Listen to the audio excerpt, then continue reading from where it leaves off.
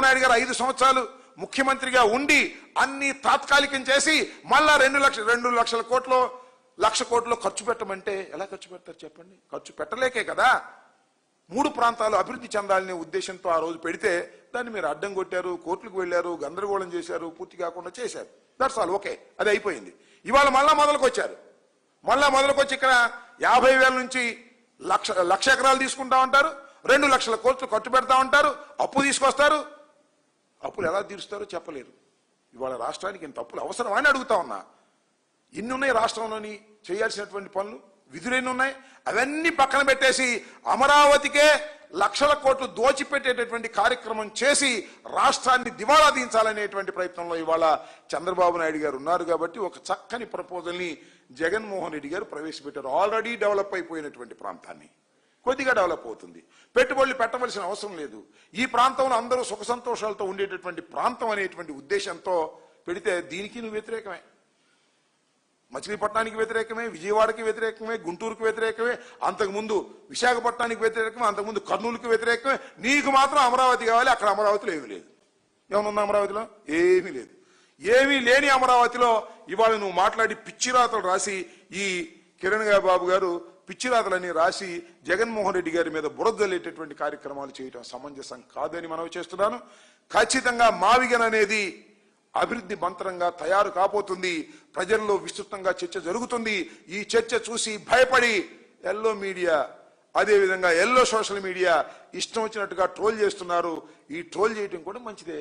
ఎందుకంటే మీరు భయపడుతున్నారు కాబట్టే ట్రోల్ చేసేటటువంటి కార్యక్రమం చేస్తున్నారు. ఇది ప్రజలు అర్థం చేసుకోగలరని కూడా నేను భావిస్తున్నాను.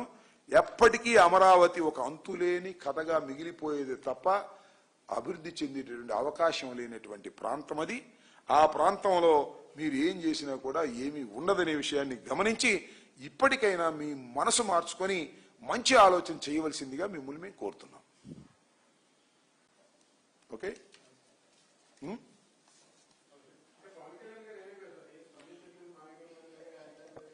ఎవరు? పవన్ కళ్యాణ్ గారు స్పందించలేదంటే నన్ను అడిగితే పవన్ కళ్యాణ్ అడగలిగాని ఆయనకేమో, మరి ఆయనకేమన్నా ఇప్పుడు స్పందించడేమో, నిదానంగా స్పందిస్తాడేమో, స్పందించడానికి ఏమన్నా అడ్డంకులు ఏమన్నా ఉన్నాయేమో మరి మనకు తెలియదు. చంద్రబాబు నాయుడు గారు ఇంకా ఆదేశించలేదేమో, లేదా చంద్రబాబు నాయుడు గారి దగ్గర నుంచి అందవలసింది అందలేదేమో, ఏమున్నాయో మనకు తెలియదు కదా దీనిలో విషయాలు. పవన్ కళ్యాణ్ గారు దీని మీద స్పందిస్తారా, స్పందించరా, ఏం చేస్తారు అనే విషయాలు దయచేసి వాళ్ళని అడిగితే బాగుంటుంది తప్ప మమ్మల్ని అడిగితే ఏం చెప్తాం? ఆయన ఒక్కోసారి స్పందిస్తాడు, ఒక్కోసారి స్పందించడు, ఒక్కోసారి విపరీతంగా స్పందిస్తాడు, ఒక్కోసారి లైట్గా స్పందిస్తాడు. ఎప్పుడు ఏ రకంగా ఉంటాడో మాకేం అర్థం కానటువంటి వ్యవహారం. ఎవరు అడిగిందా ప్రశ్న? ఓకే, అంతేనా?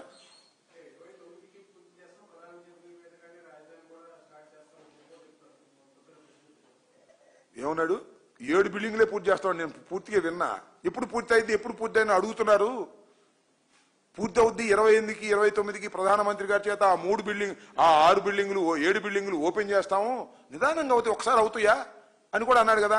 చాలా స్పష్టంగా నాకు అర్థమైంది ఏంటంటే, మీకేమర్థమైంది తెలియదు కానీ 2028-29కి అతను చెప్పినటువంటి అమరావతి పూర్తి కాదు అని ఆయనే స్పష్టంగా చెప్పాడు. మీరు ఒకటే పూర్తి కాదు కాబట్టే మార్చడానికి వీల్లేదని ఒక అసెంబ్లీలో ఒక తీర్మానం, పార్లమెంట్లో ఒక తీర్మానం చేస్తున్నారు. ఓ పిచ్చి తీర్మానాలు.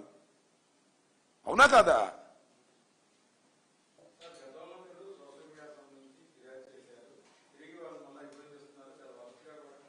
ఏంటండి?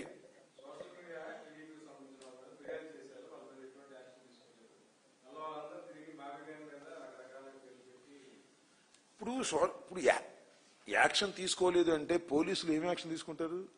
పోలీసులు వాళ్ళు తొత్తులైపోతే సిన్సియర్గా ఉండేటటువంటి పోలీస్ ఆఫీసర్ అందరూ కూడా లూప్ లైన్లో ఉన్నారు, నాన్ ఫోకల్లో ఉన్నారు. మీరు చూశారు లేదు, తిరుపతిలో ఒక తమ్మిరెడ్డి ఎవరో ఆయన్ని మొన్న 31వ తారీఖు రాత్రి 8:30 అరెస్ట్ ఎత్తుకొచ్చారు. ఎవరో తెలుసా? పోలీసులు మఫ్టీ డ్రెస్సులు ఎత్తుకొచ్చారు. ఎత్తుకొస్తే అర్థం కాలేదు వాళ్ళ కుటుంబ సభ్యులకి.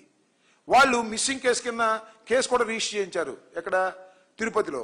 తర్వాత హెబియస్ కార్పస్ వేశారు. నిన్న హెబియస్ కార్పస్ వేసిన తర్వాత లాలాపేట పోలీస్ స్టేషన్లో ఆయన ఉన్నాడని అప్పుడు బయట పెట్టారు.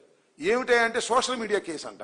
సోషల్ మీడియా కేసులో మఫ్టీ డ్రెస్సులో వెళ్ళి పోలీసులు తిరుపతిలో ఆయన ఎత్తుకుని లాలాపేట తీసుకొచ్చి ఇష్టం వచ్చినట్టుగా చిత్రహింసలు గురి చేస్తే ఏబిఎస్ కార్పస్ వెళ్తే అప్పుడు కోర్టులో ప్రొడ్యూస్ చేస్తే కోర్టు వారు ఏమన్నారు తెలుసా? రిమాండ్ ఇవ్వను పొమ్మన్నారు. Rejected the remand. ఈ కేసుకు మీరు రిమాండ్ తీసుకోవాల్సిన అవసరం లేదు, 35(3) బిఎస్ఎన్ ప్రకారం ఇచ్చేసి పంపించండి అని చెప్పారు. ఏమిటి అన్యాయం నాకు అర్థం కదా. పోలీసులు కొంతమంది, అందరినీ కాదు, కాకి బట్టలు మానేసి పచ్చ చొక్కాలు వేసుకుని ఇష్టం వచ్చినట్టుగా చట్ట వ్యతిరేకంగా వ్యవహరిస్తున్నారు. చట్ట వ్యతిరేకంగా వ్యవహరించే వారి మీద తప్పనిసరిగా లీగల్ గా యాక్షన్ తీసుకుంటాం. మళ్ళా మా ప్రభుత్వం వచ్చిన తర్వాత ఇంకా కఠినంగా యాక్షన్ తీసుకుంటాం. అప్పటిదాకా లీగల్ గా ప్రొసీడ్ అవుతామని కూడా ఈ సందర్భంగా నేను చెప్పదలుచుకున్నాను.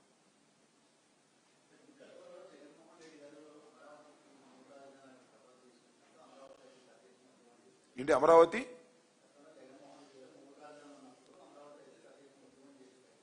ఇప్పుడు కూడా చేస్తారుగా. మా ప్లాట్లు సరిగా చూపించలేదని చేస్తున్నారు. మా ప్లాట్లు సరిగా చూపించలేదు, మాకు ఇవ్వాల్సినవి ఇవ్వలేదు, సిఆర్డీఏకి వెళ్తే మమ్మల్ని బిచ్చగానం చూసినట్టు చూస్తున్నారు, మమ్మల్ని పట్టించుకోవడం లేదు, మాకు సమాధానం చెప్పడం లేదు, రగులుతున్నారు. మరి ఇవాళ ఏం ఉద్యమం చేస్తారో నాకు తెలియదు. ఇవాళ రగులుతున్నారు. సిఆర్డీఏలో ఆఫీస్కి వెళ్తే సరైన సమాధానం కూడా రాలేదని బాధపడుతున్నటువంటి సందర్భాలు ఈనాడులోనూ సాక్షిలో, ఇది సాక్షిలో వచ్చినాయి కాదు, ఈనాడులోనూ ఆంధ్రజ్యోతిలో వచ్చినటువంటి సందర్భాలు చూసుకోండి ఒకసారి. ఏంటంటే ఏదో కృత్రిమంగా నడిపేటటువంటి కార్యక్రమం. నేను మళ్ళా చెప్తున్నా కదా, అమరావతి అనేది పూర్తయ్యేటటువంటి ప్రాజెక్ట్ కాదు. రాష్ట్రానికి అంత శక్తి లేదు. అందువల్లనే మావిగన్ ప్రపోజల్ తీసుకురావడం జరిగింది. అదే జరుగుద్ది. అమరావతి పూర్తి కాదు. ఆశ కొద్దీ పెద్దగా వాటేసుకున్నాడు చంద్రబాబు నాయుడు గారు. పెద్ద 1,00,000 ఎకరాలు అప్పులు, కమిషన్లు, కోట్ల రూపాయలు సర్దుకోవడాలు మోసుకెళ్ళటానికి దీనిలో నిమగ్నం అయిపోయారు తప్ప రాష్ట్ర అభివృద్ధి లేదు. గ్రోత్ ఇంజిన్ అంటే ఎప్పుడు గ్రోత్ ఇంజిన్ నాకు అర్థం కాలేదు. జగన్మోహన్ రెడ్డి గారు కూడా విశాఖపట్నం గ్రోత్ ఇంజిన్ గా ఉంటుందని ఆ రోజున ఆలోచన చేశారు. గ్రోత్ ఇంజిన్ అంటే ఏంటి నాకు అర్థం కాదు. ఇక్కడ గ్రోత్ ఇంజిన్ ఎప్పుడు గ్రోత్ ఇంజిన్? పైగా సెల్ఫ్ ఫైనాన్స్ రాజధాని అన్నాడు. సెల్ఫ్ సస్టైన్ ఏమైంది? సెల్ఫ్ సస్టైన్ నాకు అర్థం కాలేదు. ఇవాళకి అప్పులు తీసుకురావడమేగా. ఏదో 4,000 అది 16 మన నారాయణ లెక్క ప్రకారమే 4,000 ఎకరాలు అమ్మితే 16,000 కోట్లు వచ్చినాయి. ఎప్పుడు 16,000 కోట్లు? ఎప్పుడు 2,00,000 కోట్లు? ఇన్ఫ్రాస్ట్రక్చర్ ఎప్పుడు చేస్తారు? ట్రంక్ ఇన్ఫ్రాస్ట్రక్చర్ ఎప్పుడు చేస్తారు? ఊరికినే కలలు కనమని చెప్పేటటువంటి పరిస్థితుల్లో నారా చంద్రబాబు నాయుడు గారు ఉన్నారు. కానీ ఆయనకి చిత్తశుద్ధే లేదు.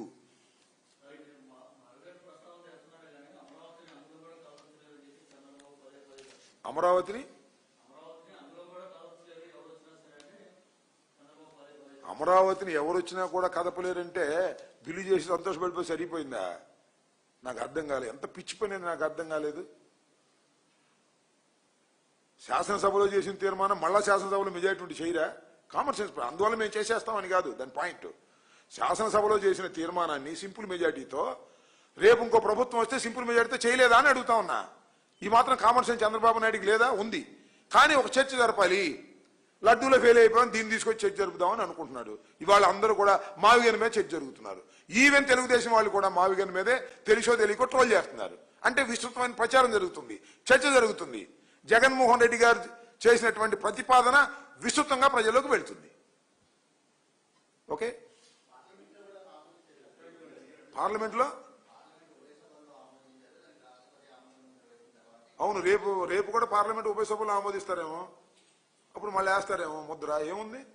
శాసనసభలో తీర్మానం చేస్తే 2 సభల్లో ఆమోదిస్తే మళ్ళా వచ్చే ప్రభుత్వం ఇక్కడ ఆమోదించి మళ్ళా 2 పార్లమెంట్లో పెడితే అక్కడ కూడా ఆమోదిస్తారేమో. ఏమైంది? ఇలాగే ఉండదు కదా. ఆయన జాతీయ పార్టీనా చంద్రబాబు నాయుడు గారు? మాలాగా ప్రాంతీయ పార్టీనేగా. సో నేనేది అది ఇంపాసిబుల్ అనుకోవడం చాలా పొరపాటు. చంద్రబాబు నాయుడు గారు అభూత కల్పన చేసి ప్రజల్ని మోసం చేసే కార్యక్రమం చేస్తున్నాడు. ఎవరైనా అక్కడ ఉన్నటువంటి కొద్ది మంది తప్ప, అక్కడ దోచుకునే వాళ్ళు తప్ప మావిగన్కి అందరూ మద్దతు ఇవ్వాల్సినటువంటి పరిస్థితులు వస్తాయి. ఇది రైట్ ప్రపోజల్, అది రాంగ్ ప్రపోజల్. ఆ రాంగ్ ప్రపోజల్ కాబట్టే ఆయన రెండోసారి ప్రభుత్వం వచ్చినా పూర్తి చేయలేనటువంటి దౌర్భాగ్యమైన పరిస్థితిలో ఉండటానికి కారణం దిస్ రాంగ్ ప్రపోజల్.